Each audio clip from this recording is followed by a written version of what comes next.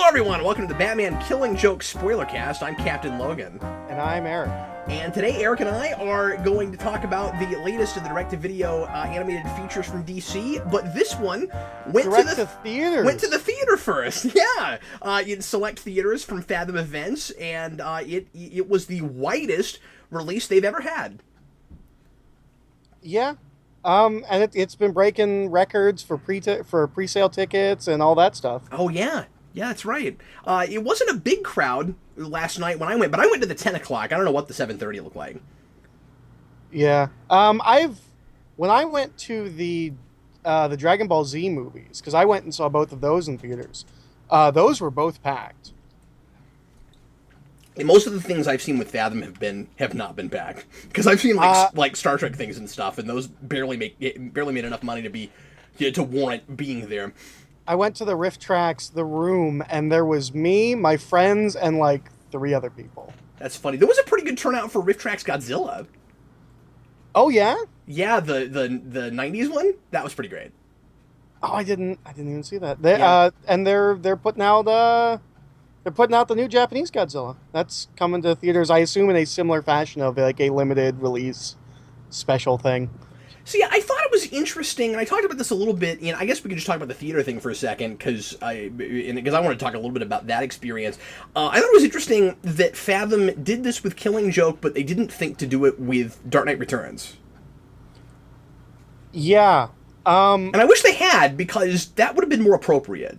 Well, and when they first announced this, I was like, I don't know why I would see this in theaters. Even now, owning the DVDs, I would go see Dark Knight Returns in theaters in that edited together as one movie fashion. I would still go see that in theaters. Yeah, well, it looks kind of theatrical worthy. Now, I gotta say, things about this certainly do, but the weird thing about it is that you're going to see what really ought to have been a short film. Yeah.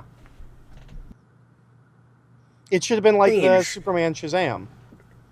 Yeah, exactly. I'm of two minds about it. We'll talk about it as we go along. I'd like to think there might have been, or I would have liked to have seen what the approach might have been in taking the Killing Joke and actually fleshing that story out to make it a 70-minute movie, as opposed to basically making 2 vignettes that only sort of go together. Yeah. And I kind of think that if you actually adapted it to an animated movie, as opposed to trying to directly translate it, and you added some things to it and loosely adapted and didn't make it exactly the same thing, I probably wouldn't have had a lot of the issues I had with this. Yeah, but I also don't know how well that would have come together, because then, of course, that's obviously somebody else's vision for this. But this, still, you always have that to some degree. But my biggest thing with this is that it's kind of the same thing I had. It's a little different, but it's kind of the same thing I had with Year One. Yeah, I thought of Year One quite a bit with this. I think it's not very good adaptation, and at the same time, it is like literally just transcribing the book. Yeah, and a thing that was meant for comics that were not trying to find some way to make it look like a thing that always should have been a cartoon movie, an animated movie. Because after all, if you can't do that, there's no reason to take it off the page, except that it will sell because people really like the Killing Joke. It really feels like what happened. It really, and I hate to say that, but it really feels like, and I'm going to go this far. A lot of people, I'm hearing a lot of negativity with this, and I ultimately don't think I liked it very much. There's a lot of stuff in the animation I thought was really cool, but ultimately I don't think I like it, and I don't know that I could have. I don't know what else you could have done with this. And this is going to be a difficult thing for me to review, Eric, because I'm in this place that a lot of people were when they saw Watchmen, where I'm like, I don't think this should have been adapted. So my whole review is this just shouldn't have happened. No, it shouldn't have. I get the impression that nobody wanted to make this. We'll talk about that when we get into the movie a little bit more. But like, even Bruce Timm in interviews was kind of backpedaling and being like, well, it's not even my favorite Alan Moore book. We just did it because people wanted us to do it. It feels like a very commercial decision, yeah, as opposed to a creative decision. And I reread The Killing Joke about a year ago when they announced that they were doing this. I didn't love it as much as I used to. I feel like that's a book that was groundbreaking for its time, and we've done better since. I think we've told better, more complex, deeper Joker stories since then. And I feel like if you were going to make this movie, you should have made it in the 90s. I think it's too late for this story. I just think it's a wonderful, tight, short Batman work that would make sense as a short film or as a standalone episode for a TV show that has nothing to do with the rest of the TV show. Yeah, or something. If, you know, they do those like 3-minute shorts on Cartoon Network, those like DC Nation shorts. This would have been a great like DC Nation special, like 20-minute short. Yeah. And I'll go as far as to say that you could have taken just the Killing Joke portion and put it on a DVD with, and I don't know what it would have been, Eric, but maybe adapt something else that's about this length and just sandwich them together and put them on a disc. It's a story that I've never particularly cared for, but do the Man Who Laughs, the original graphic novel yes. that not Greg Rucka, Ed Brubaker wrote. Yeah. No, it's do Killing Joke and Man Who Laughs. It's not perfect, but you're right, and you could tie them together just by there being major Joker stories that are pretty short. Yeah. Yeah, or you could adapt, and then if you wanted to, you could adapt Azzarella's Joker. Azzarella's already writing this. Yeah, which is, we'll get to that. That's weird. That was the last name I expected to see at the end. Well, I knew about it because I heard about him at the Comic-Con panel. I don't know if you've heard about the Comic-Con panel. I heard there was craziness and anger, but I don't know what happened there. Exactly. Okay, I'm gonna give a slight like swearing warning. I don't even know if you consider this a swear.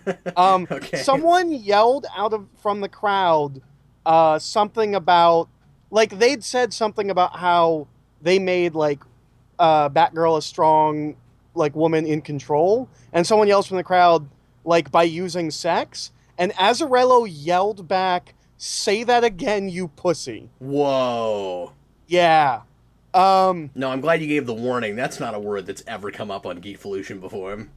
Unless we were talking about a cat. It's not a word I tend to use personally at all, and I swear like a sailor. But wow. Yeah, but then I don't know. If you say P word, people might be confused. Yeah, no, they would absolutely be confused. Wow. That's nuts. But I think we are so ultra politicized right now with that stuff. Yeah, it's getting a little bit out of control, and we kind of have to talk about it with the and I hate that, and we'll talk about it, of course, just with the context of what's going on here, and I'll broach it slightly, and we'll get to it later, and just say I feel like they handled that in exactly the last way they should have. Absolutely, like exactly the wrong way to grab that by the horns, and honestly, I just don't think that they needed to make it about that. No. If you I thought telling a Batgirl story in this was a fine idea. Yeah, they did it. I don't know about you. I had no problem with that. I didn't either until I saw it. I think it. Well, we'll talk about it. But as we were saying, like, things that they could have done with this. Yeah. I would have done this Man Who Laughs, and then, you know, on Batman's 50th anniversary, they did those like awesome like shorts. The Batman Beyond one and the like 1939 What If the Fleischers made a Batman. Do something like that for Batman '1, that first Joker story. That you can do that in like 4 minutes. I just feel like Bruce Timm would be in a kid in a candy store making that. Yeah, I would think. He feels, and I hate to say this, but in interviews and stuff, he feels so burnt out. I don't know why he's still doing animation. I don't either. Or at least I don't know why he's still doing Batman. This animation. Yeah, because I mean, like, he officially quit, and then he said he was quitting to work. Like, I'm not done. I'm going to work on something on TV, and then we didn't hear anything for a long time. And he keeps coming back and making things. To be fair, the one he did a year or two ago, Gods and Monsters, was the best of these in a really long time. Well, and when it got released, or when it got announced, it sounded like that was the TV show. And then it was like, no, it's a movie. And it's like, oh, well, that's kind of weird. And it was great. But luckily it was really good. I don't understand. Like, everyone else has moved on. Like Paul Dini has done other things. Why doesn't Bruce Timm? Why doesn't he go back and do? I mean, he worked on Tiny Toons and Animaniacs. Why doesn't he go do something like that? Like, we're making Looney Tunes shows. Yeah, I don't get why he's still doing this, because he clearly doesn't want to. Like, in interviews, you can tell he doesn't want to. or at least it sure seems like it. I mean, I don't want to put words in the guy's mouth, but it sure seems like it. He's done so much. Like, I can totally understand it. Like, I don't think he feels like he has anything to say with this stuff anymore. Yeah, and he doesn't owe anybody anything. If he doesn't want to do it anymore, he shouldn't do it anymore. I agree. I don't know why he doesn't go to comics. Well, he's not a writer. Well, yeah, that's true, but he could draw something. That's true. He is an artist, and we don't get that very often. And he's a really good artist. I mean, well, anyway, yeah. I guess we should move on. I guess the point I was going to make with when I mentioned what else we could have done with this is, if you took out that half-hour Batgirl thing at the beginning and it was exactly what we have, and you put it with some other vignette that was tied together just that they're two unrelated Joker stories, it's instantly a better movie. Absolutely. Well, unless that other short sucked, but you know what I mean. Well, I don't love this the Killing Joke portion of this, but we'll talk about that. But on its own, isn't it still better than if you have to sit through the Batgirl portion? Oh, on its own, it's better than if you have to sit through the Batgirl portion. But on its own, I still don't think it's very strong. I think this movie. I think I both liked it more and liked it less than I would in different ways for different reasons. Watching it in the theater than I would have if I just bought the disc and watched it, because some of the animation looked really pretty on the big screen. Some of it looked pretty stiff, especially in that Batgirl section. I don't know why we're still, and I even complained about this back with like Under the Red Hood, which is like my only criticism of that movie visually was doing 2D animation and then doing. Not even attempting to integrate the computer 3D stuff we're doing. They're doing a Batman story that has no car chases, and they still found a way to put a car chase in. Yeah, they're still doing that. And they can't do them well. So that was a thing, but I did enjoy see for sound design, and I gotta say and I don't want to do that cliche thing where I say the only good thing about this, and I think there are a lot more things that I like about this than Eric just from our initial discussions about this. So like I'm not going to say the only thing I like about this is the soundtrack, but the sound design in this is really good, and so that was pretty cool to hear in the theater. But one of the things that made it rough seeing it with people in the theater was audience laughter at things that were unintentionally funny. Oh. And there was a lot of it. People just laughing when the thing that was on screen not only was not intended to be funny, but was supposed to be dramatic. Yeah. And I'm not talking a couple people. I'm talking about almost universally, collectively, the audience was laughing. I'll be interested to know what some of those parts are, because I didn't laugh at anything. I didn't have that reaction to it. I think some of it was nervous laughter because it felt awkward and people were uncomfortable. Okay. And during and here's what's complicated about that. If you go to a showing of The Killing Joke, just like knowing the graphic novel, not knowing what they made, if somebody came out of that showing and said I felt uncomfortable, you'd say, okay, they did it right. Yeah. Like, you're supposed to feel uncomfortable. The problem was, I think people felt more uncomfortable during the Batgirl section than they did the Killing Joke section. Absolutely. I was uncomfortable during the Batgirl section. And people were uncomfortable during parts of the Killing Joke section that I don't think they were uncomfortable because the story is uncomfortable. I think some of it was because it wasn't translated. I saw people that looked genuinely confused by bits that just didn't translate well, and my guess, I don't know these people. My guess is, but the people right in front of me, there was a guy and a girl, and the girl was very often during the Killing Joke section looking over to her boyfriend or husband or whatever with a really confused look on her face, and I kept thinking, see, this just doesn't translate. Yeah. And a lot of it seemed to be kind of like I'm just guessing, but a lot of it seemed to be kind of line delivery stuff, where it was just like, I don't know why we're being shown this right now, or why that, or that seems like an awkward line. And some of it is the nature of the writing with the period and trying to translate that to now a little bit, but I don't read this book and think, okay, this reads very late 80s, I read it and I say it reads very Alan Moore and heightened and not the way people talk, but not unrealistic for the work. When people when people tried to speak some of this dialogue in microphones, it just didn't translate. Yeah, oh, absolutely. Or at least it didn't translate with the delivery they were giving. I think Mark Hamill's bad in this. I think he has no energy. I think he's trying a different voice. I don't think like he doesn't have it anymore. I think he's trying to do something different. I think he saw Alan Moore's words and knew that he couldn't do his Joker voice for how this Joker speaks, and he tried to do a different voice, and it doesn't work at all. I am so not sure what exactly the issue is. I don't think his voice is working with what's being animated. I also don't know if anybody could come in and do and make this dialogue translate right to screen. I don't know. It doesn't sound like the kind of dialogue because you know what Alan Moore would say, and of course he's really extreme about this in a way I'm not. His name is not on this movie. Alan Moore, well, and it never is. When has his name ever been on a movie? League of Strange Gentlemen was the last one. Yeah, and that was 05. Yeah. 03. Well, and that's the reason. And that's the reason his name is no longer on anything. Yeah, exactly. But I watched I watched an interview with him from a couple of years ago where he was talking about adaptation, and he blanket statement basically says things should not be adapted. If it was meant to be a book, or it was meant to be a graphic novel or a comic book, it's not meant to be on screen, so you shouldn't adapt it. Now, I don't go that far. I don't because what I would say to him is, well, okay, I would be mortified to say anything to Alan Moore.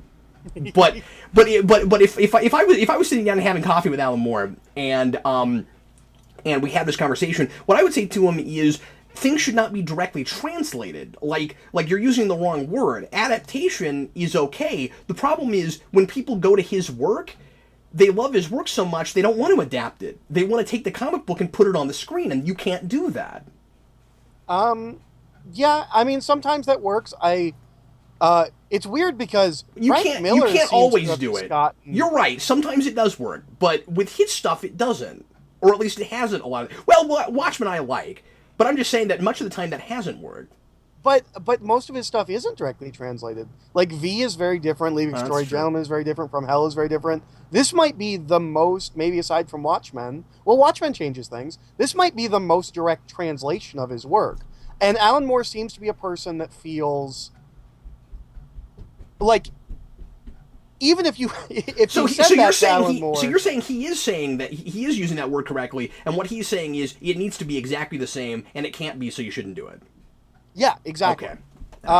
And I think Alan Moore doesn't want you to mess with his work, which would be adapting it. But if you do it exactly, it's not going to work, and he wouldn't like it anyways. Yeah, because then it's not. It's adaptation in the sense that you took it from one medium to another, but it's an attempt at direct translation, and that often seems kind of pointless. Sometimes it works, but sometimes it works. No, you're right. I mean, Dark Knight Returns. I love Dark Knight Returns, and it's pretty close to a direct translation. Yeah, but visually and stuff, they do some different things with that. That's true. They very much come up with their own style. Like 300 and the Sin City are pretty close to direct adaptation. Yeah, and I really like the Sin City films, and I like 300 well enough. Yeah, but it really just depends. Sometimes it works, sometimes it doesn't. I guess you're right, but yeah, this was like I'm just not sure what you do with this material. And I feel like, like I said, I went back to it. It's kind of a nothing piece. Well, I don't agree with that. I mean, Steve and I did a long video about it a few months ago, and I found all kinds of interesting things to talk about. And I read it again yesterday in preparation for the movie, and didn't have the same experience with it that I did last time, but I felt like if I started talking about it, all that stuff would come back again. And part of my issue was stuff that was really interesting to read and try to interpret in the book doesn't come out on screen. Like it's someone else's interpretation, in the sense that if you take it directly from the book and you make the pictures move, all of a sudden there's no translating it anymore. Like I don't feel like I can. I don't feel like I can really interpret it anymore. It's just, oh, that's what it is, and that's not interesting or fun anymore. Well, there's that theory that Batman, is supposed to kill the Joker on the last page. Yeah, that's not possible with this film. It's not really. I mean, I guess once we go to black and you're hearing the storm, he could have done it really, really quietly or later. Yeah, but that's about it. Yeah, it's like they're interpreting those panels at the end differently than I am, or they're interpreting them differently by letting that linger. I guess this is a very literal translation. Yeah, and it just doesn't work. One of the things where is the line? Did I miss it? Where's the line on the ground at the end? What do you mean? Well, that's a really important symbol in the book, that there's a line between the Joker and Batman, and the rain washes it out. Oh, yeah. And I didn't see it, and so it felt like even like the meaning and the point behind the symbolism of that last scene was kind of gone, and it's still bookended with the rain like that, but that doesn't seem to mean anything now. Because we have this Batgirl thing that you have to watch through. Well, no, I know, but once the vignette starts, it does open with that rain shot. Yeah, I know, but you just have to look at it. Yeah, but you have to look at it as its own piece and ignore that, because since they play the Killing Joke sort of straight, except for a couple weird things they add, which we should talk about. Right. They're not really building on any of that, and I don't feel like the Barbara Gordon stuff informs it at all. It doesn't except, at all. There's a loose she is in this thing exactly as much as she's in the Killing Joke. If they were going to do that big vignette at the beginning, she should have been in this story more. Well, yeah, because they feel like different characters to me. From the vignette or from between the vignettes? Yeah. I agree. I'm going to go that far. And I don't know if other people will agree with this or think I'm nitpicking for saying this. Because we kind of played Killing Joke straight and everybody's dressed the same, and I mean, like, it's still a sort of out-of-time thing in the sense that it's not like you read the Killing Joke and you look like you're reading something that is set in the 80s. Mm-hmm. But I wouldn't have opened that first vignette with contemporary technology and cell phones and stuff.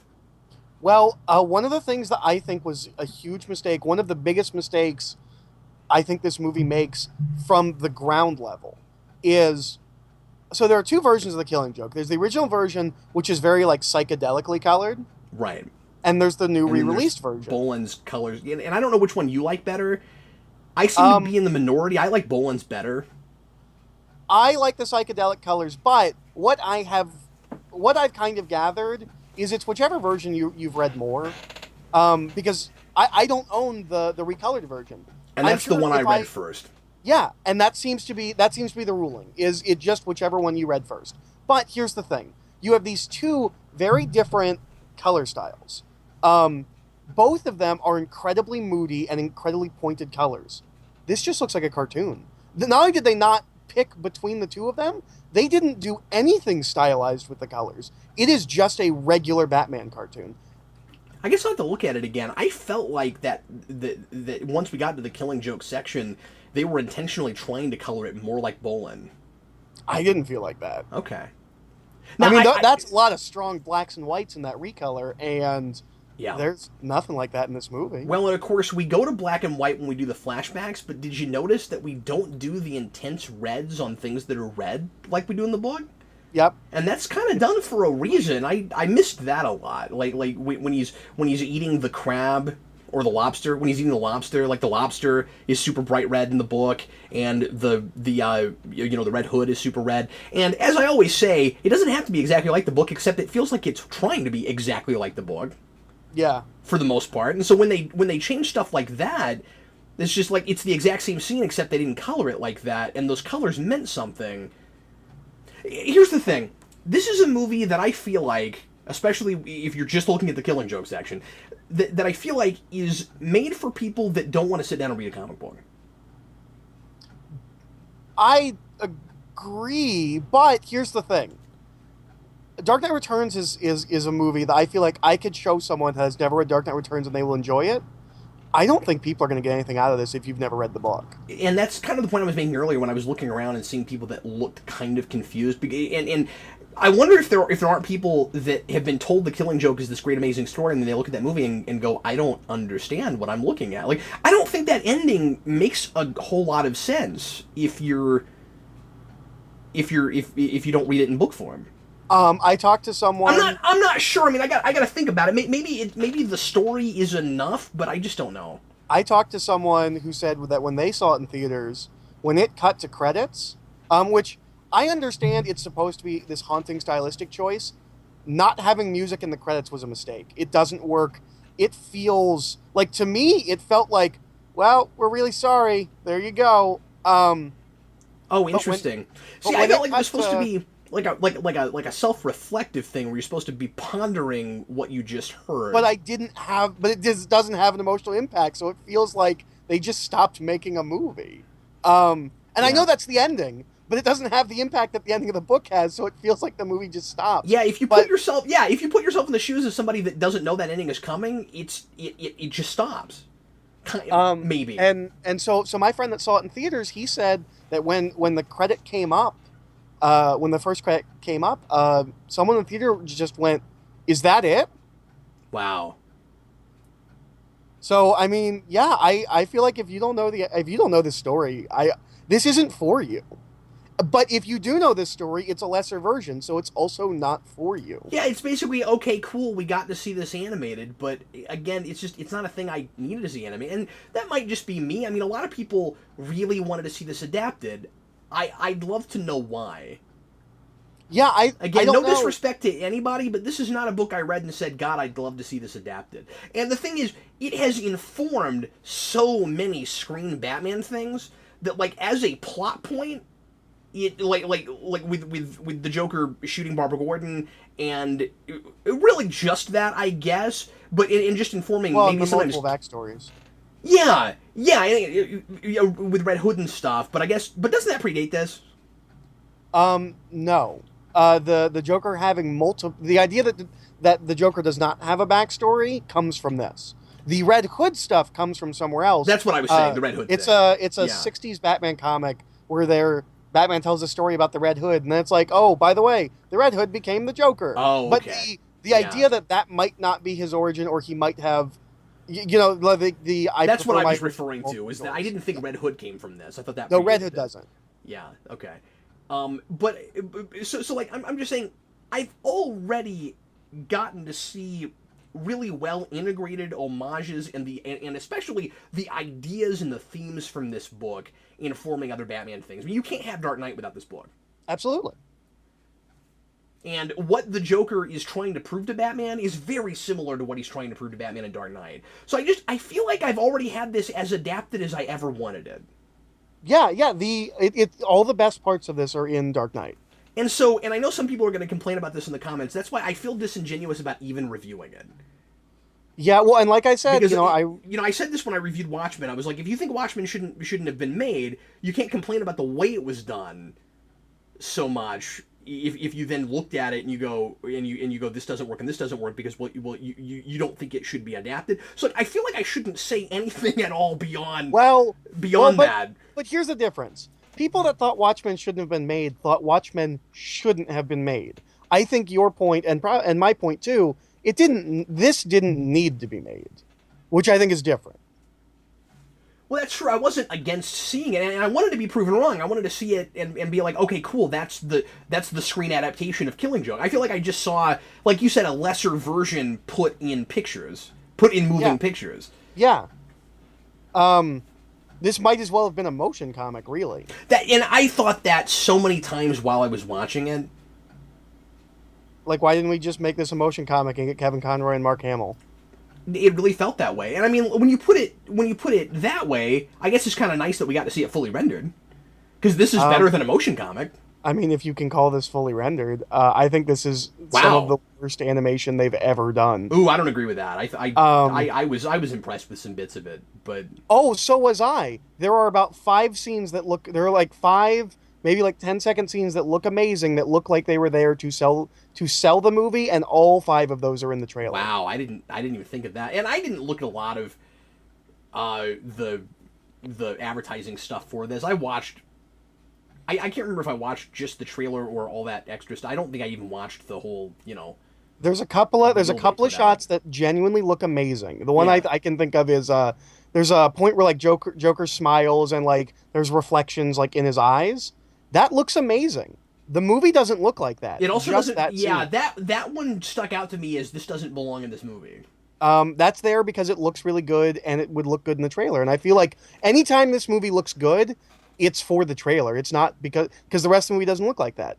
So much so that when we get to the musical number, it looks like it was farmed out to a completely separate company. Well, I was going to say, I thought the entire musical number looked really good. But it doesn't look like it's part of this movie. Like it looks. Huh. I think it's better integrated than you're saying, but I think it looks like modern day Looney Tunes. I don't mean that as an insult, but the character designs are slightly off. The outlines are much thicker. I won't say it looks bad, but it was jarring to me. Like I was like, was this farmed out? Did somebody else do this part of it? And it's also I think the best that Mark Hamill is singing that song.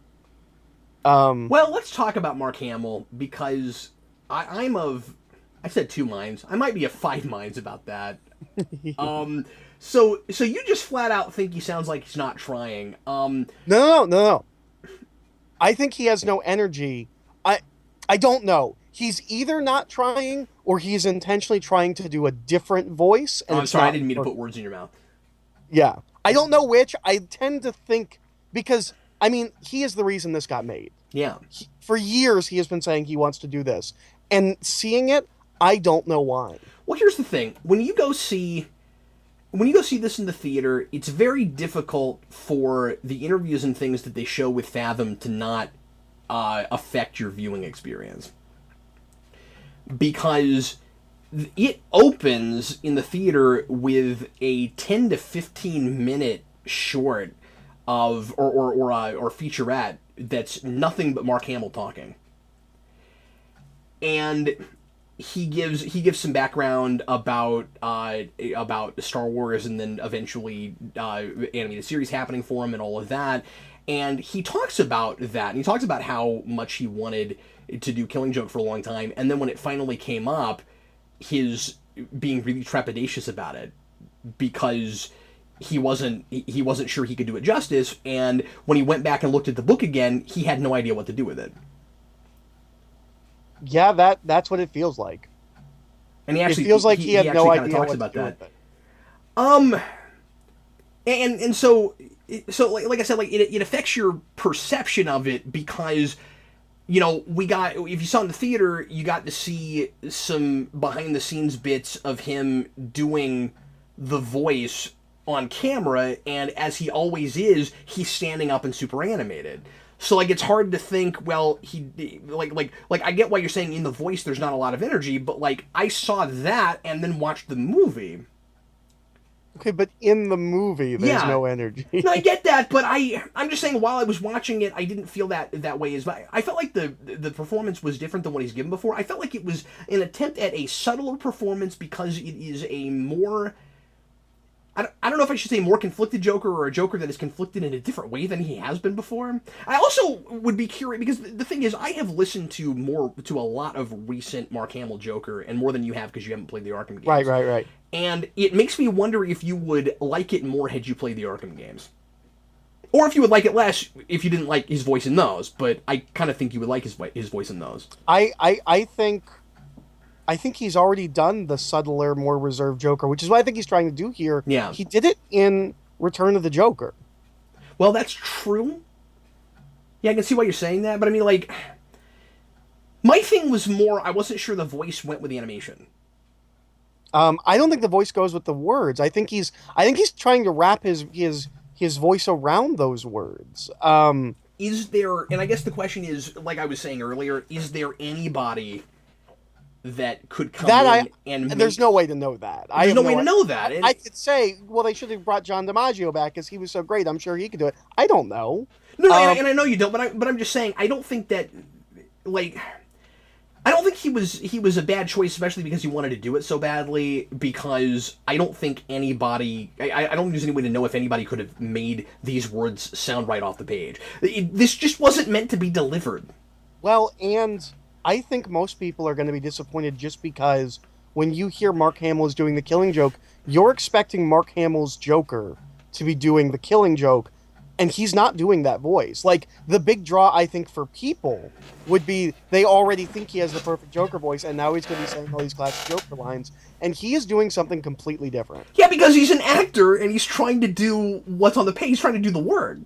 Right, which I don't think he does well, and what I'm saying is, on top of that, I think for most people that are coming to it because they like his Joker, I think they'll be disappointed. See, I don't know about that. It'll be interesting to see, because, I mean, I've already heard people on both sides, and I kind of think a lot of people are just gonna not even think about it and just be excited because they recognize that voice at all. Yeah. I think you'll have some of that. I was impressed with his voice in the flashbacks. I was as well. I will give you that. I thought he did a great job there. Except it was surreal to me. And I think this is fine. It was surreal to me the points where I could really tell it was Hamill, where I just heard Hamill's voice, because you never hear him sound like himself doing that role. Yeah. So that was really interesting. Except for when we get to the big climactic laugh, and it sounds like he's trying not to cough. I didn't get that, but at the end of like each ha ha ha, there's like an audible, at least to me, it sounds like he's trying not to cough. I thought that laugh was awful. I'm gonna say he did as well of a job as he possibly could with material that I don't think ever should have come off the page. Now that I've heard it, now I could be wrong. Somebody else could have come in and done it, and I could. My mind could be changed. But somebody sent me on Twitter. I haven't watched it yet. Is somebody doing the Killing Joke dialogue doing a Mark Hamill impression? Yeah. And I guess it's like circling the internet where people are saying like, oh, he did a better job than Mark Hamill doing Mark Hamill as the Killing Joke Joker. I haven't watched it yet. I don't know. But I don't think that it's impossible. I don't think he did the best job he could have done.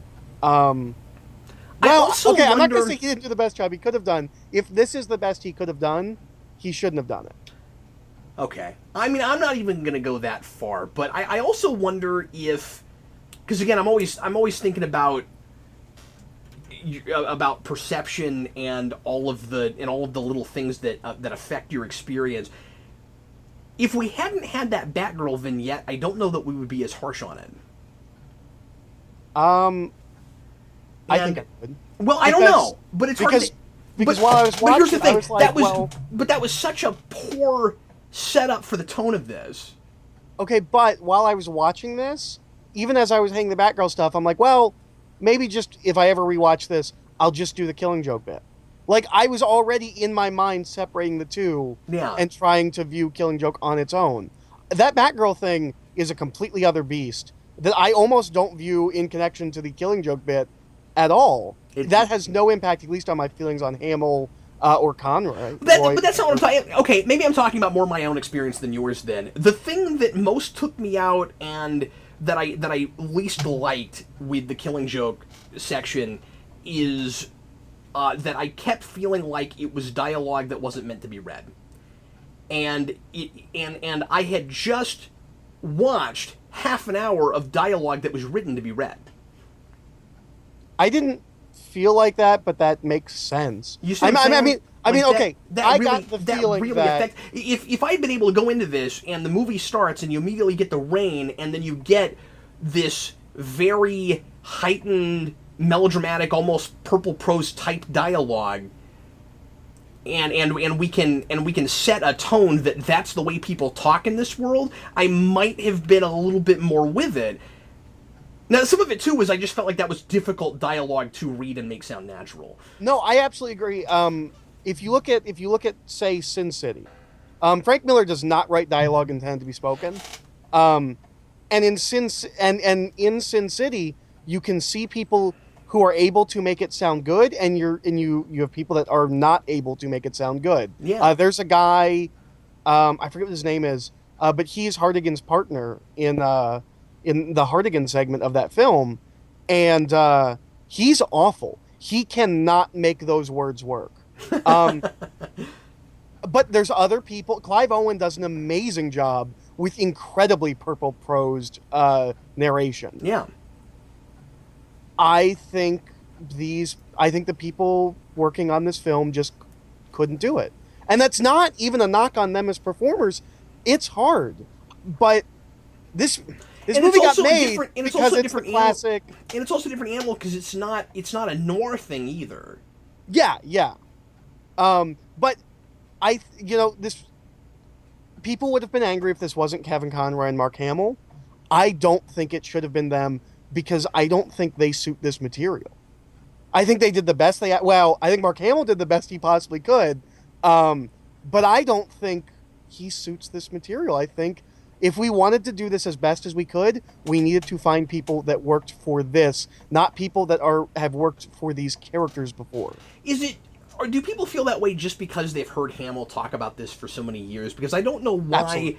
Because when you look at major Batman stories that have recently finally been adapted to animation, nobody was saying that with Dark Knight Returns. That's true. Or if they were, I didn't hear them, and that sold well, and people were excited about it. So, why this? Why does this have to be them? Well, I think Killing Joke has to be Mark Hamill because Mark Hamill has for years wanted to do it. Right. If they're going to make it.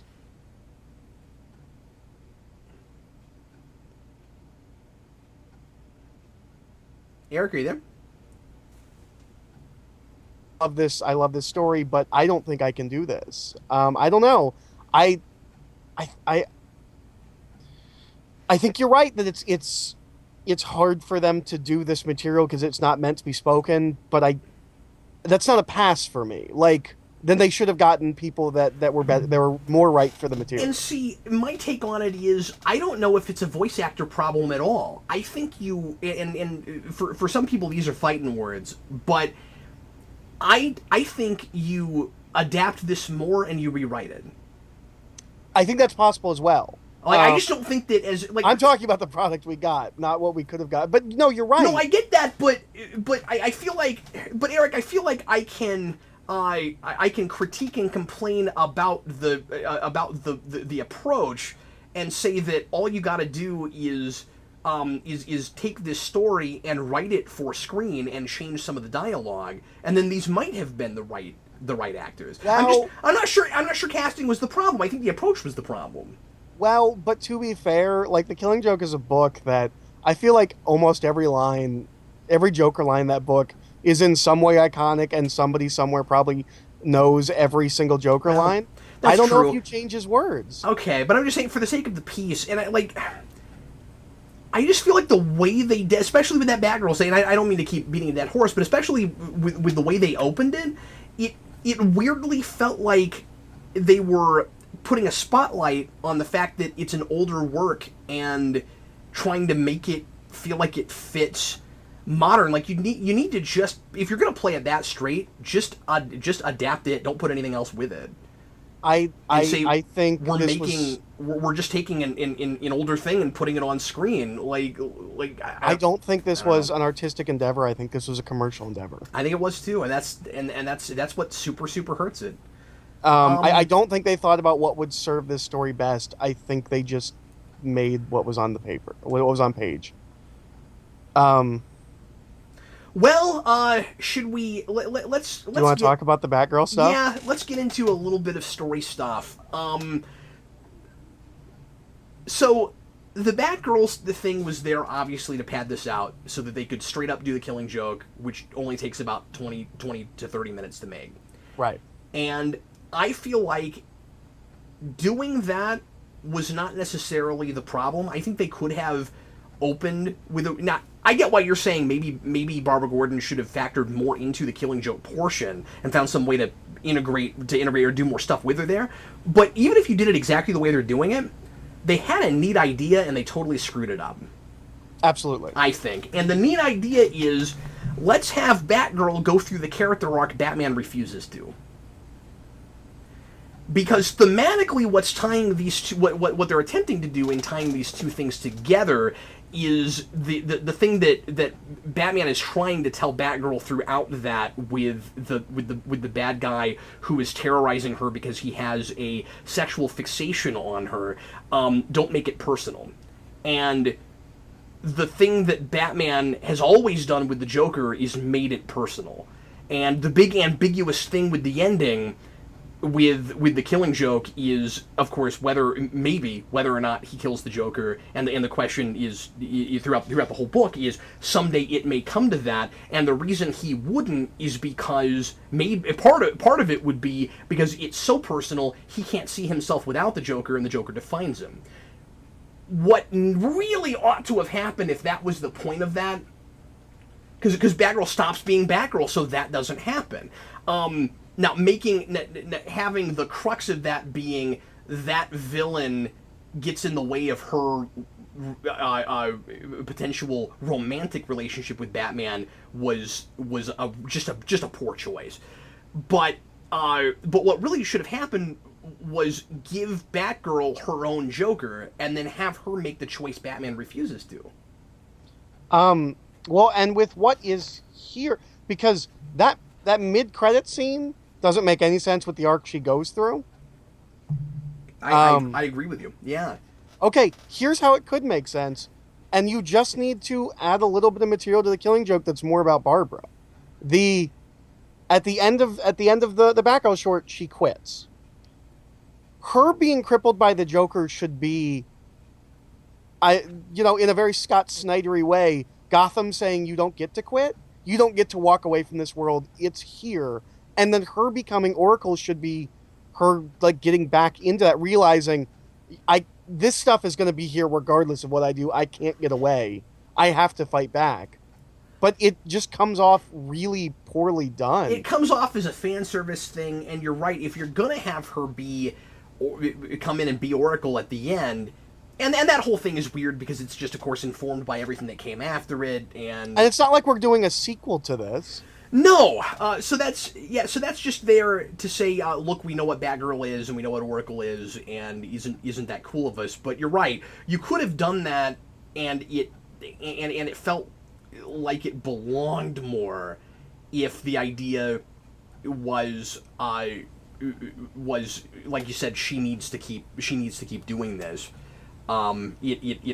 She feels forced back into it, but you don't have any motivation. You have no impetus. She just is Oracle now. So, can I talk about why I think this prologue exists other than adaptation? Yeah. All right. In recent years, Killing Joke has come under fire for its treatment of women, specifically Barbara Gordon. Right.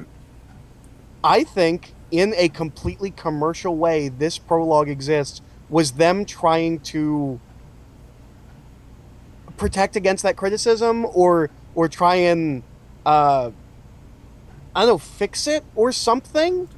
Or maybe they were trying to preempt criticism. Yes, exactly. Because they were worried. Yeah, because they were worried if we just straight up adapt Killing Joke and don't do that, then at the very least, she's just a plot device to get the ball rolling. She's not really a character, at the very least. Right, absolutely. And I think that they tried to preemptively protect this story from that, but they did it in such a...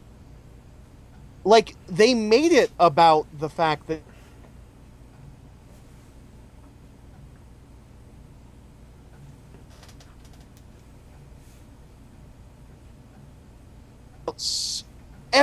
I feel like they took all of the criticisms that people had for the Killing Joke in that capacity and just made a literal story out of it.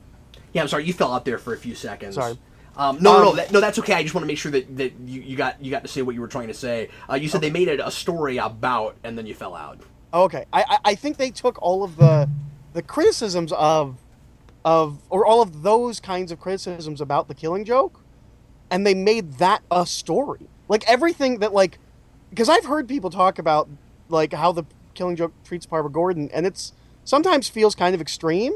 I feel like this is the story everyone kept telling me the Killing Joke was. It's a story where she's kind of incredibly passive. The story happens to her. She's constantly told to stay out of it, and the villain's only interest in her is that she's a woman.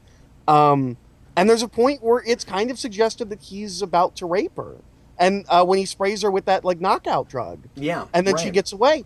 Like it is everything that I feel like gets complained about in superhero stories, and I feel like it's done as if it makes her strong, and I feel like the intent maybe was good, and then I hear again at the Comic-Con panel when asked about this, I forget if it was Bruce Timm or Brian Azzarello. I think it's Azzarello. Said, well, it's a controversial story, and so we decided to make it more controversial. That's which weird. That's a strange choice. And I don't get the impression that was the intent. I feel like that's an answer after everyone got angry. You think so?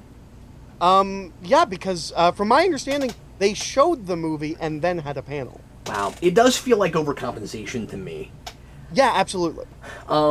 Here's the thing: you just have to play that with kid gloves and be I don't mean tiptoe around stuff. I just mean you have to be really thoughtful about it, and you have to make the intentions clear. I think you can tell that story. I think it needs to be longer than half an hour. But it shouldn't be tacked onto another story. No, I don't. This baffles me. The idea that because this story has recently become controversial, I don't know that it was before.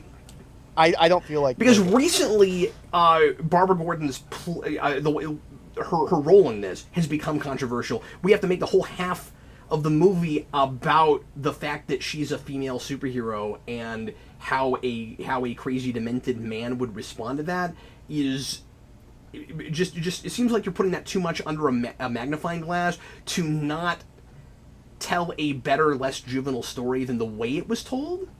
Yeah, because like I think you can tell that story. I think you can. I think it's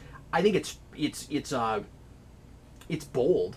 You know, like it's a giant risk. But then you can tell the story where somebody, as Batman says, objectifies her and gets obsessed with her as, you know, in a city of like, you know, where you mostly see male vigilantes, is like, ooh, I'm going up against the girl and she's attractive and I'm becoming obsessed with her, and she has to find a way to combat him without allowing herself to be lured into this personal trap he's trying to lure her into. And of course Batman is right, regardless of whatever his motivations are for saying it, when he says you shouldn't go there and you're let playing it into his hands. Yeah, you can't do that. You're letting it get personal. And again, I think that is potentially interesting in drawing a parallel between his relationship with the Joker. It could have been. Well, and I think one of the biggest mistakes of this story, but I wouldn't have made it sexual. No, this and I'm sorry. Go ahead. Well, I think one of the biggest mistakes of the story that really makes her feel small and weak in this story, he's just some thug. He's not a supervillain. He's not the head of anything. He's just some thug who's kind of making his way up the ranks. That was my thing. He doesn't challenge her intellectually. Yeah, he's just a guy. Like, I don't think like, he's worthy certainly there have of... been stories where like Batman gets outwitted by the Riddler and plays into his hands. This guy doesn't seem smart enough for Barbara Gordon to play into his hands. Especially the Barbara Gordon that's supposed to become Oracle at the end. Yeah. And the only sense you get of her amazing technical skills is she works at a library. Yeah. Yeah, I mean, the only way that works thematically in tying it with the Killing Joke, because again, they just don't feel like they fit together at all, is if she went up against what was basically her Joker and took a different route than Batman. And what really lessens it and makes me find her kind of unsympathetic and makes me find the whole thing juvenile is that she hates him because he ruined her potential relationship with Batman. Yeah. Well, and that's kind of all it is, and it shouldn't be that. It should challenge her on some other more complex personal level. Like, first of all, we got to draw her more. I got to know more of who she is. Well, it's because this is a story about her being a girl, not her being a character. Yeah, and that is the thing that's really problematic about it. And again, it could potentially be both if you were careful about it, and it wasn't. You have to make her feel like a real person, and then this jerk. A bad guy is the guy that is objectifying her and trying to make her nothing but just a girl. You could tell that story, I think. Oh, absolutely. I don't know. I think I feel like I've read that story and seen it done well. I can't think of a good example, but I feel like I've seen that. Well, Jessica Jones kind of has that. Jessica Jones absolutely has that. There's some Black Canary stuff in the Mike Grell Green Arrow that has some of that stuff. Mike Grell's Green Arrow is a lot of, with the Black Canary side of things, is a lot about dealing with being a victim and being post rape or brutality or things like that. This story can absolutely be told. I think it was told poorly, and I think it shouldn't have been told here. Even if it was a really poor choice to put it next to this, because it, in trying to preemptively protect this story, I feel like they just drew more attention to the things people don't like about this story by doing a story that does everything people don't like about the story to the nth degree. Yeah, at the very least, don't have us be thinking entirely about Barbara Gordon and her sex life before the Joker may or may not have raped her. Well, and this is a thing in The Killing Joke. I don't know. I've never taken it as in The Killing Joke. I never took it as rape. I've never taken it as sexual at all. It's not about her. It's about Gordon. It is a humiliation for Gordon. That's it. Joker's not doing anything to Barbara. It's about Gordon. And I don't think so. it is either. I never took any of that being particularly sexual. This makes it feel more sexual. Yeah, since it's just to Gordon, and this is going to sound awful, and again, it's weird talking about this kind of stuff on our channel. Yeah. But there's no way around it with this movie. I guess I'll go ahead and just come out and say it. The Joker would have, except that he's a crazy psychopath, the Joker would have no reason to go that far with it unless he took pictures of that part of it happening. Yeah. Because it's for Gordon. Yeah, And I've heard people say that have seen this, that this movie makes it more implied rape because you actually see him unbutton the top button. And I'm like, no, that's I don't think that makes it more implied. It's just that's what you have to do to take someone's clothes off. Yeah. But I think even just that being there... Now, I'm not taking away from how disturbing it is. It's damn disturbing. But it's supposed to be.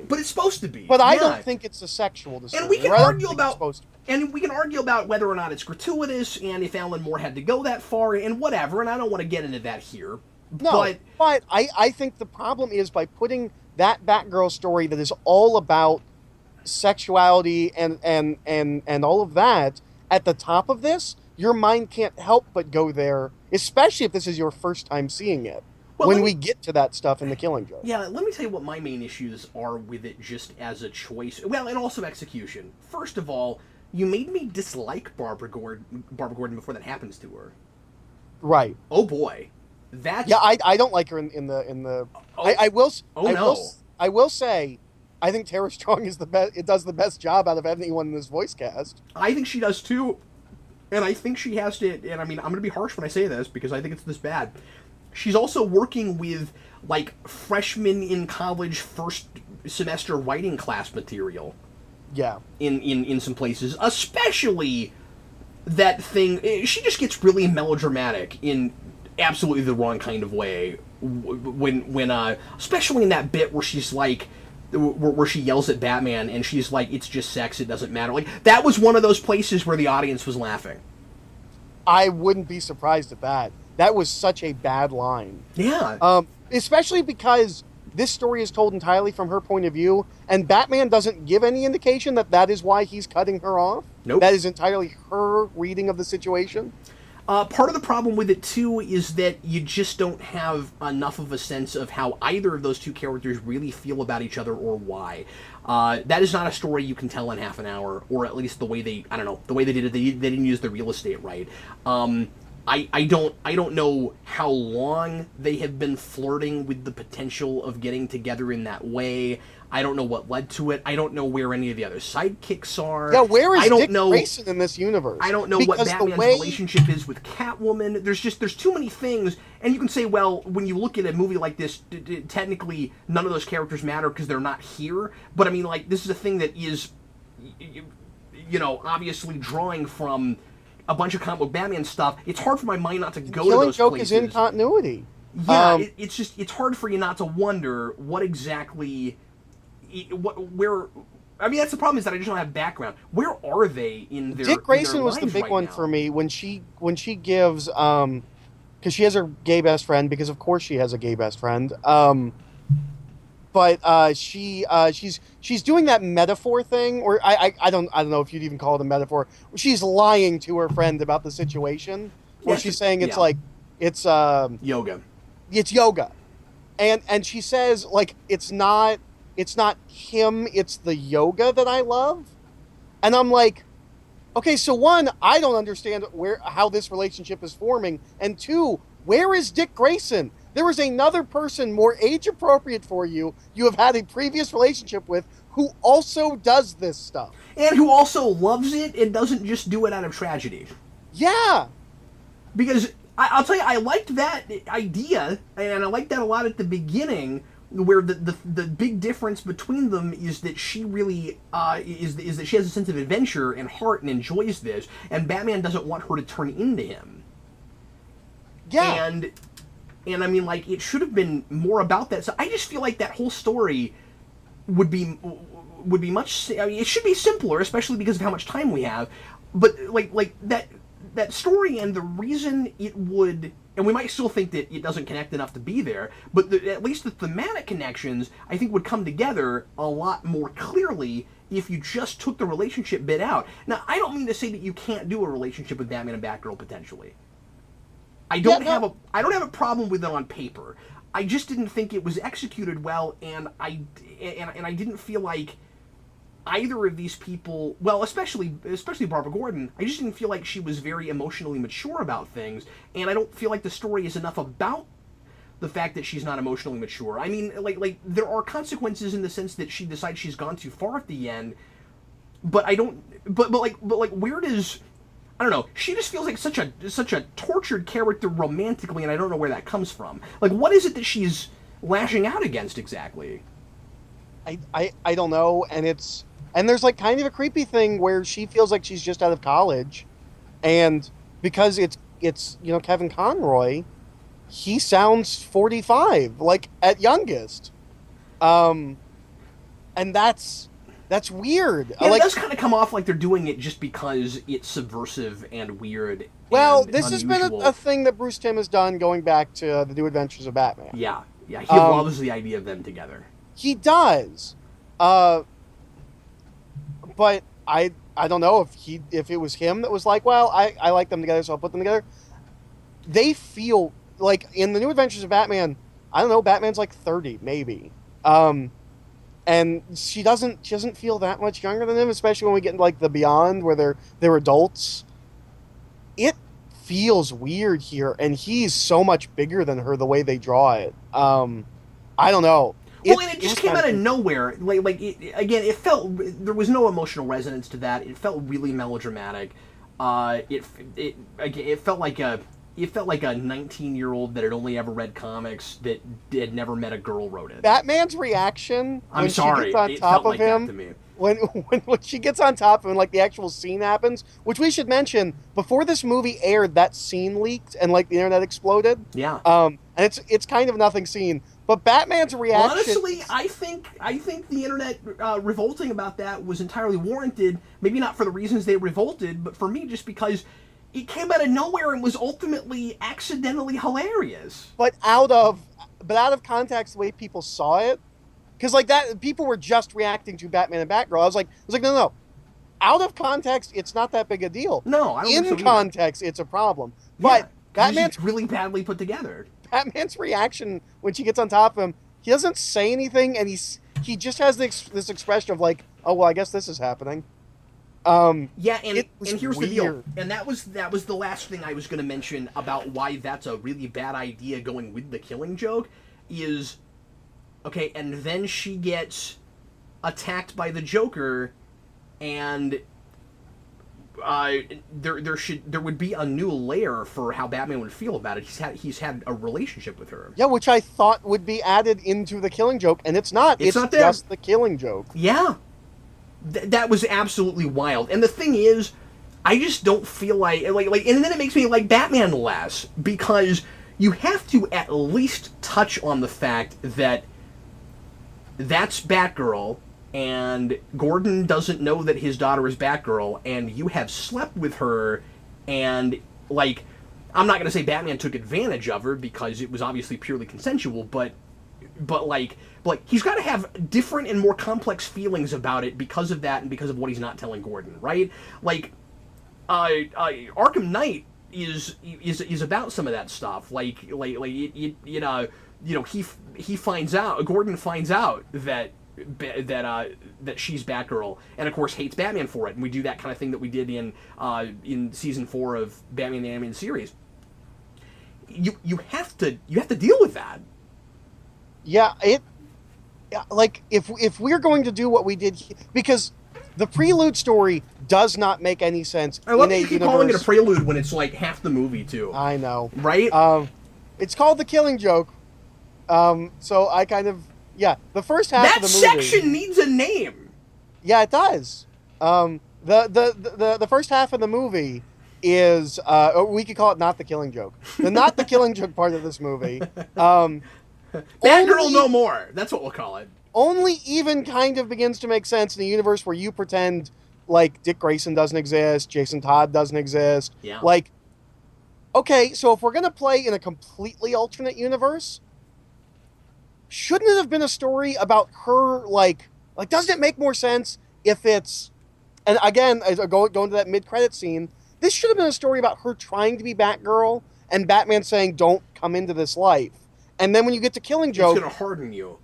Yeah, and then when you get to Killing Joke, it comes to her anyway. Yeah, and then this is why. And Batman, it's a Batman story. It should be about how he's responsible for these things.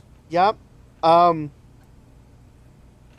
don't know if I have a lot more to say about this. And how he's trying not to go mad, but the Joker is using these kinds of things to continue to make him mad. Like, you could sort of make it work. Oh, and by the way, should I also mention... Am I remembering this correctly? Don't we also see pictures of Robins? I don't remember. I feel like in the Killing Joke section, there's pictures of Robins on the when Batman's. Sorry, I've been consuming other Batman things the last couple of days, and I thought I might have been mixing it with something else. In the Batcave, when Alfred walks in, he's looking at the monitors, and there's pictures of Robins. Oh, I don't remember that. I'm not saying it wasn't there. I just don't remember it. It's not exactly the same pictures that you see in the Killing Joke book. It's some other things, and they're doing nods to different stories. And one of them, I think, is Jason Todd's death. Huh. If memory Which obviously serves. Came out, I believe, after Killing Joke. No, it was before this. Was it? Wasn't it? I think it's after. I don't think you're right, but I'm gonna make sure and find out. There's a couple other things about the Killing Joke section itself I wanted to talk about. In directly adapting this, the background, I can't help but interpret entirely differently than the way I interpreted it in the book. What do you mean? The Joker's flashbacks. Right. Because he's talking about, in both the book and the movie, how he doesn't remember exactly what his backstory was, and it changes and stuff, but we get in the book, a very specific one, and somehow or rather, reading it in the book, like they take it right off the page, but reading in the book, I always felt like it was unreliable in a way it doesn't feel in the movie. It's because, I think, I don't know, does he narrate it at all? Mm-mm. Huh, that's weird. Yeah, in the book he does not. You're right. No, he doesn't narrate it. He doesn't narrate it. Yeah, no, I agree with you. Here, it feels like we are being given concrete scenes. The big thing for me was, and I'm having a hard time not feeling like maybe I just read it wrong, and Bruce Timm knows better than me. Because the big one for me is the end of the first scene of flashback when whoever the Joker was before he was the Joker, his wife, suddenly has this super creepy look on her face in the book. They animate it differently in the movie. She has a super creepy smile on her face, and he's talking about how he's a loser, and he doesn't deserve her, and her line is well, don't worry, we'll get through this. At least you're good in the sack and you make me laugh. Right. And in the book, that always read to me like this really surreal moment where it has changed from reality flashback to Joker's weird dream twisted version of it. I never read it that way, but that makes perfect sense. It does not feel like what that woman would say in that scene, and it seems really bizarre. And I always felt like that was Alan Moore saying, "You can't believe anything you're seeing." Yeah. And in the movie, it doesn't play they like played that. it straight. It just, Yep. and again, my interpretation might be totally wrong. But man, if you go back and you watch the conversation that Steve and I had about the Killing Joke book, we could never have had that conversation only watching the movie. Yeah, it's like I said, it's an incredibly literal interpretation.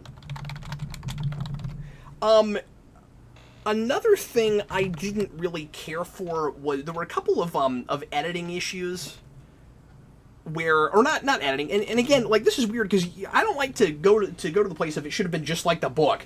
However, again, they're playing it so straight that bits that are different for no good reason kind of bug me. One of the transitions I always liked in the book is when pre-Joker is sitting at the table in the bar and he's got his arms over his head in a very specific like crossed thing with his arms.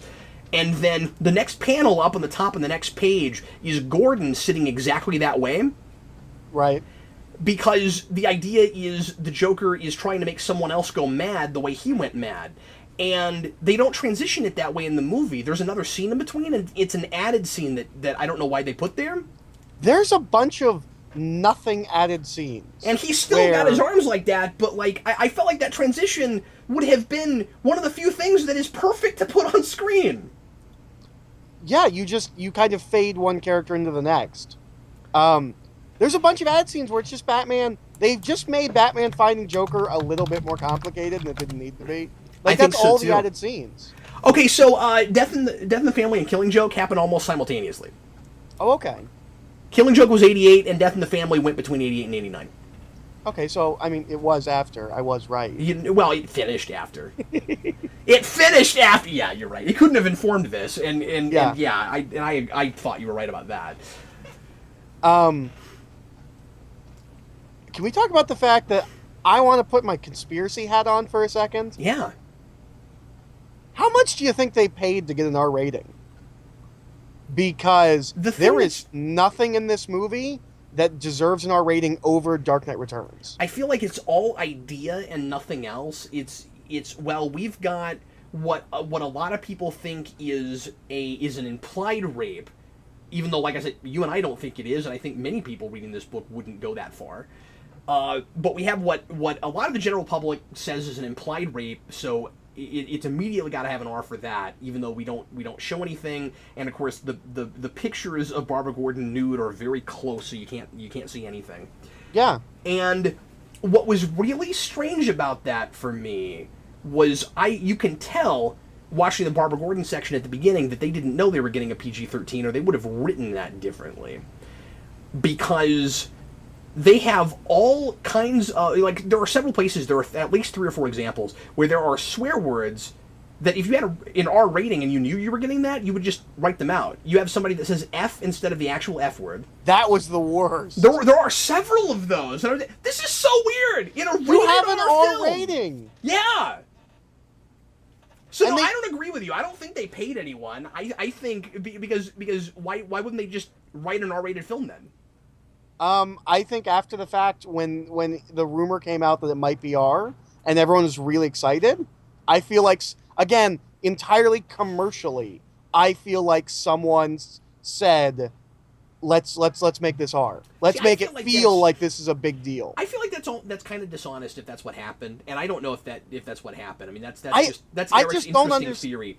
But yeah, no, I said let me put my conspiracy. No, hat I on. know, but the reason that would bother me if that's what they did is because in the special features that we got to see, and I got to give Fathom this. I always love that they give you a lot of special features and things when you get to go see these. It gives you an added reason to go, and they and I don't know if that's all stuff that'll be on the Blu-ray later, but they but Bruce Timm and a couple other people are talking a lot in that about how it's obviously not a thing that's for kids, and I feel like you just write it so that you make sure and get an R rating so that no kids go to see it, especially if you knew you were getting it was gonna go to the theater at all, and I doubt they knew that.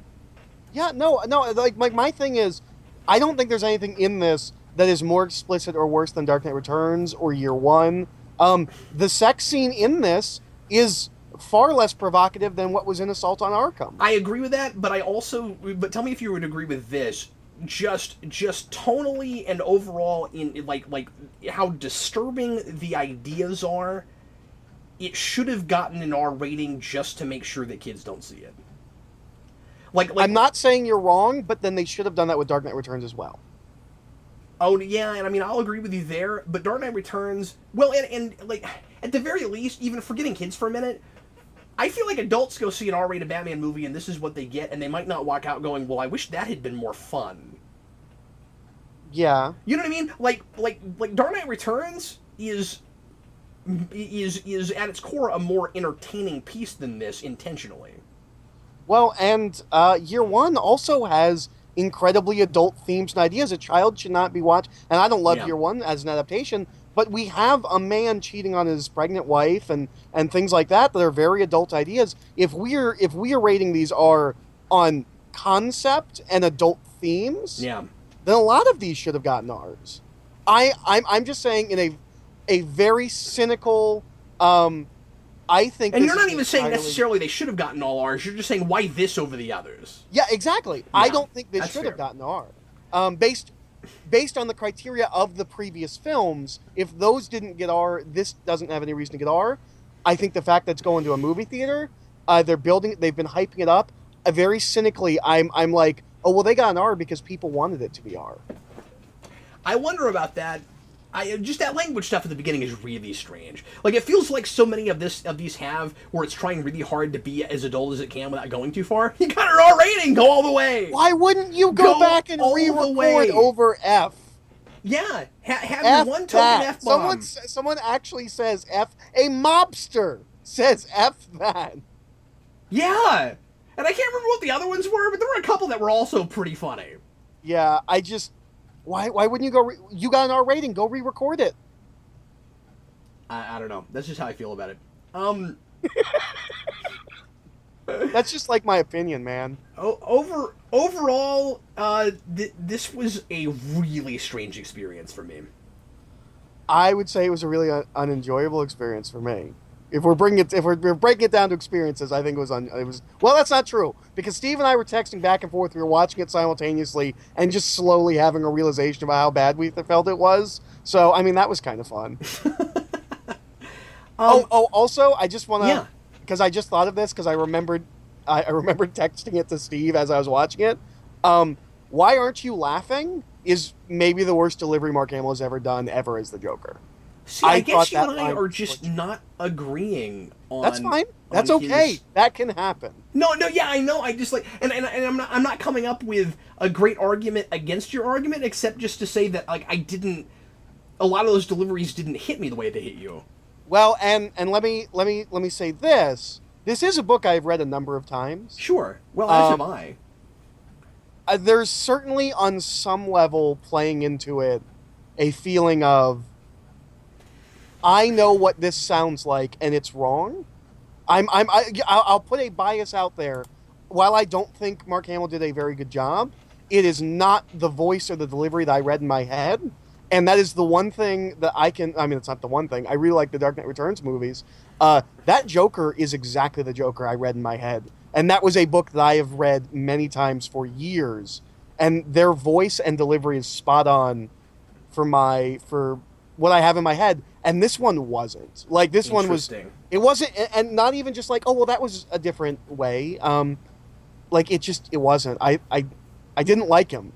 I won't say he was bad. I think it was just it was poorly chosen. And see, I think I'm giving him a lot of benefit of the doubt, for actually similar reasons, because I just. Or at least just I've read this a bunch of times, and I don't have any particular Joker voice in my head when I read this, and I'm not sure there is one. Well, and I'll say, Tara Strong aside, because I think she actually does a good job, especially with what she's given. Yeah. Joker doesn't have any energy, but I don't get the impression that Mark Hamill didn't want to do this. Like obviously he wanted to do this. So what specifically, like throughout the rest of the film, when I say everyone feels bored, I don't know if Mark Hamill feels bored. I just think he's doing... Like, Kevin Conroy doesn't sound like he wants to be here. Ray Wise sounds like he picked up a paycheck, walked in, read 4 lines, and left. I feel like everyone feels really bored. And I think maybe if everyone else was better, I would think Hamill... Maybe Hamill wouldn't read so flat. I think it's that everyone around him is flat, and he's trying to do a more subtle... lower key Joker, but because everyone around him doesn't seem to like, nobody brought their A game, and so it sounds like Mark Hamill isn't trying. I don't know. And see, I didn't have big problems really with any voices. Like I wasn't super impressed with anybody either. But again, I don't mean to repeat myself, but I guess the whole thing was I just kept thinking this dialogue doesn't read well, and I think the animation is horrendously lazy. Like there are points really where like there's right before the Joker opens the door, there's a point, I don't know why this image sticks out in my head, but there's a point where Barbara puts like a lid back on a bottle, and it's so poorly animated. It doesn't look like her hand is on the lid, and it doesn't look like the lid is on the bottle. Wow. It looks like something laying on top of something. Which is weird. You'd think I would have caught stuff like that since I saw it on a movie theater screen. And I don't, like, I'm not an animation guy. Like, I don't catch those things. I got this vibe of, and I say it in my initial video that I did when we got the first clips of this. They say like, well, there's no possible way that we could do Brian Bowen's art. And it feels to me like that statement was followed by, so why bother trying anything? I feel like this looks awful. I feel like wow. I feel like I don't like any of the designs. I didn't have that. My whole thing was, why does Batman have horns? Like they're so, like, I know Batman has had horns in the Golden Age, and that's like, if that's your stylistic choice, whatever.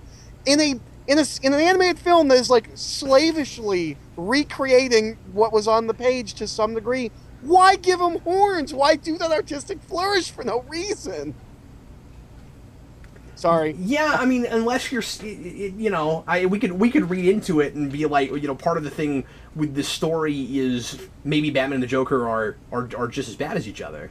But nothing else in this is a flourish like that. Yeah. Like if this was an adaptation, I would feel differently.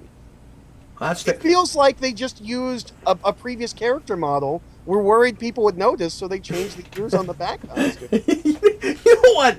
You know what my problem is? I am incapable of comparing this to anything but the other movies in the direct-to-video line we've had lately. I think I'm just having a hard time. Just as bad, if not worse, than the rest of them. Really? I don't know. It's just my standards are so low for that stuff right now that I didn't even think to critique much about the animation, except that I really thought, and I guess you don't... animation-wise, I think this looks worse than anything we've had. I guess you don't agree with this. With me, I thought that they had some reverence for the material in the Killing Joke portion, and that the Batgirl portion was much more phoned in. I feel like the whole thing feels phoned in. Okay. And it's weird, like, again, conspiracy hat, everything about this feels like no one wanted to do it, and they like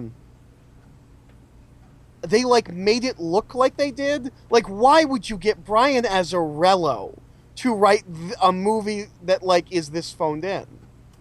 Like, he's a big deal comic book writer. He's written a lot of Batman stuff. He's currently writing Dark Knight 3. Which is quite good. Yeah, I like it. I mean, at least what I've read, I mean, at least what we've had so far, and I'm saying that reading it month to month and not having it all in front of me, but I've been enjoying it. My biggest problem is I feel like it should have been less issues and just be chunkier like the other 2 Dark Knight books were released. I think it's kind of slow, but this is not a review of Dark Knight 3. But and like, and Eric, I just like Krypton things.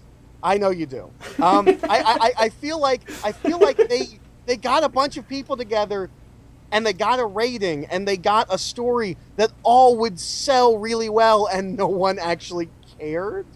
I don't know.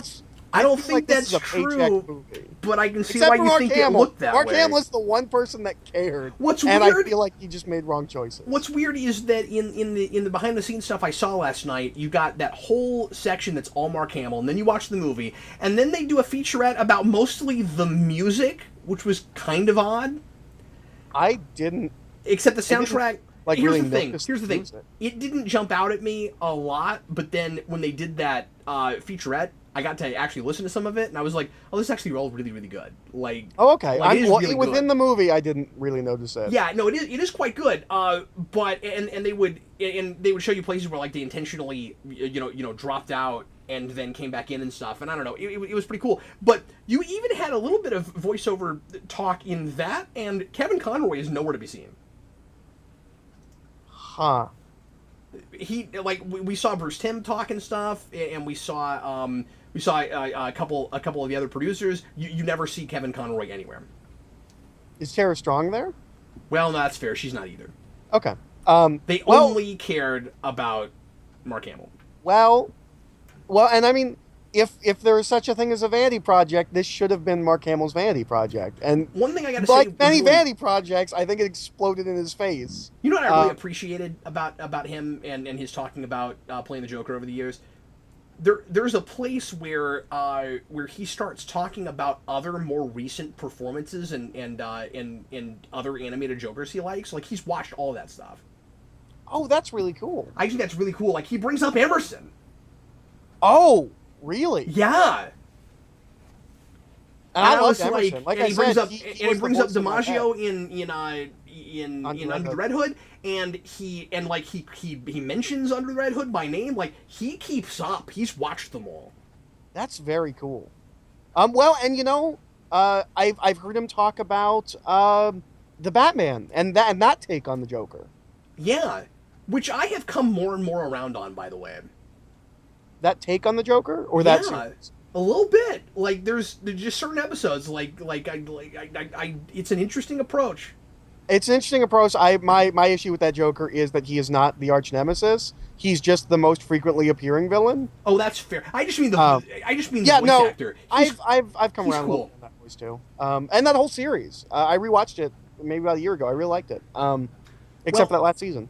Let's go ahead and end off here. Any final words? I didn't have a lot of anticipation, so I wouldn't say, like, I'm not disappointed. This is not one of my favorite Batman stories. I like this story. It's not one of my favorite Batman stories. I didn't need this to be good. I feel really bad for the people who this is their favorite Joker story of all time, and they have been waiting 20, 30 years to see this adapted. Is this even 30 years old? It's about 30. It's almost, yeah. 88.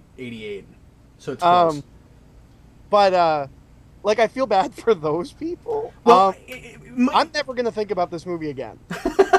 my big thing, because again, I have the same thing. I'm looking at this and going, I don't know that this should have. I don't know if this even makes sense now that I've seen it. Like, maybe it could be done better. I don't know if this even makes sense to adapt now that I've seen it. Certainly not as straight as they adapted it. So, like, it doesn't hurt my feelings anymore. I've still got the book, and the book is good. My thing is, I don't want people to watch this movie and not read the book. I don't want people to watch this movie and go, what was all the hype about? And I'm hearing that from people, and that bothers me because it is a really good story, and I think it's actually going to hurt the Killing Joke for people. Like I think, or at least for some people, I think some people are going to be like, I've heard about the story as being the best thing forever for years, and you've got some people that when people say what's the best Batman story, they'll bring up the Killing Joke even though they've never read it because people talk about it. They'll be like, well, I've heard Killing Joke is really good, and then they see this movie and they go, I don't think you can see this movie and really get it. I think you've got to read this on the page. I had a thing like that recently. My siblings were talking. My siblings are a little bit older, or a little bit younger than me. My brother is 14, and my sister is 22, a little bit younger. She's a little bit younger. My brother's is significantly younger. I just overheard them talking, and he said something about the Killing Joke, like he'd heard the movie was coming out. He's like, I don't know what that is. And she goes, well, it's one of the best Batman stories that's ever been made. I was like, I know you've never read that comic. You don't know. Yeah, and then you get in this weird, unfortunate, awkward place where people have this bizarre fan peer pressure where they feel like they're supposed to like it, so they'll look at it really close and try to figure out what it is they're supposed to like about it, even if it didn't actually resonate with them. Yeah, if you've never read The Killing Joke, do not start here. Well, I don't think you should, and it's a quick read. It's not going to take any time. Go to the library and find it. Yeah, absolutely. But yeah, that's my thing, is I just don't want people to only see this movie and I mean, like, if you read The Killing Joke and you don't like it, that's one thing, but I just feel like there's so much to be interpreted and that's ambiguous, maybe on purpose, in the book that just doesn't translate.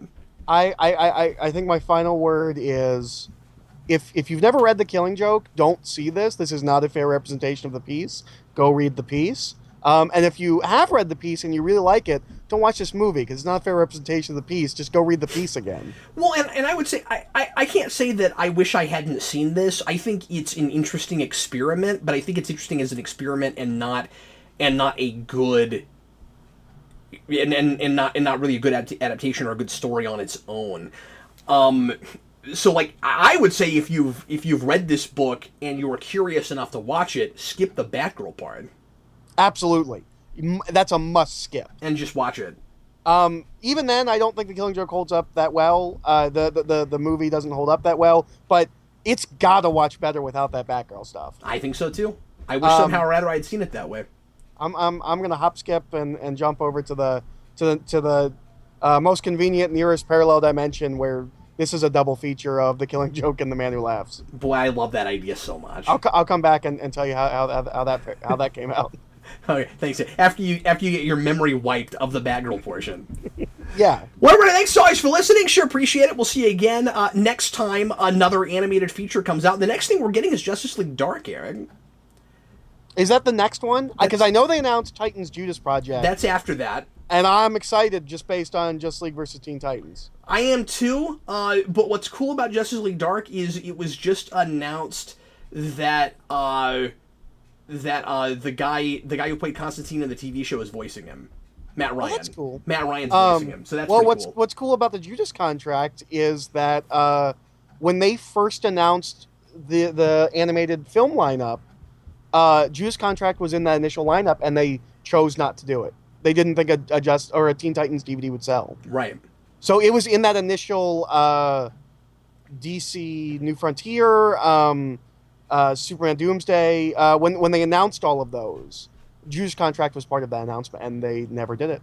My big thing is I don't know what changed. Yeah, you would think it would make way more sense back in the day, coming off the heels of the Teen Titans cartoon. Yeah, like, did I mean, I haven't looked at numbers, but did Justice League versus Teen Titans really sell that much better than all the rest of these?